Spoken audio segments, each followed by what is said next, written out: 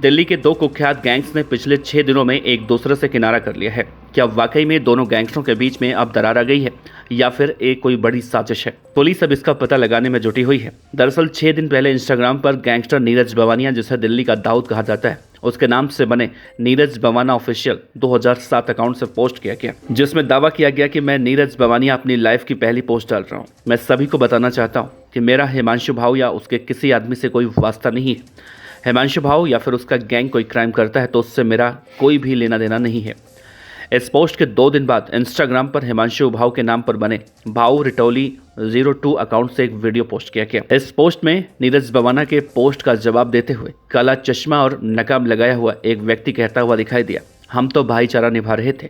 अगर किसी को यह पसंद नहीं है तो कोई बात नहीं, हम अपने आप में इस लायक हैं, जो चाहें वो कर सकते हैं। हमें किसी के नाम का इस्तेमाल करने की जरूरत नहीं है। पुलिस सूत्रों के मुताबिक रजौरी गार्डन के बर्गर किंग में जिस अमन की हत्या हुई वो शक्ति दादा के बदले में की गई थी। शक्ति दादा कुख्यात गैंगस्टर नीरज बवाना का मौसी का लड़का था और रामवीर शौकीन का सगा भांजा। वो झज्जर के छोछी गांव का रहने वाला था। साल 2020 में शक्ति दादा स्टेडियम से घर वापस आ रहा था। उसी दौरान हमलावरों ने उसे गोलियों से भूनकर उसकी हत्या कर दी थी।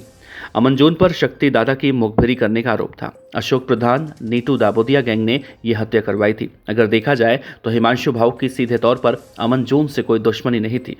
ये उसने अपने और बवानिया के सिंडिकेट की खातिर किया था। अब जब नीरज बवानिया ने किनारा करने की बात कही है तो इसके पीछे की बड़ी वजह भी निकलकर सामने आ रही है। दरअसल दिल्ली की कोर्ट में बवानिया की जमानत याचिका लगी हुई है। कुछ मुकदमों में उसकी सजा पूरी हो चुकी है और कुछ में गवाहों के टूटने से वो बरी हो चुका है। मकोका का केस भी खत्म हो चुका है। संगीन मामलों की बात करें तो उस पर मंगोलपुरी में हुई पारस की हत्या का मुकदमा ही रह गया है। कहा जा रहा है कि जमानत लेने के बाद दोनों गैंग ने पोस्ट वाली चाल चली हो, इसीलिए पुलिस पता कर रही है कि नीरज बवानिया के पोस्ट करने वाला अकाउंट कहां से ऑपरेट किया जा रहा है।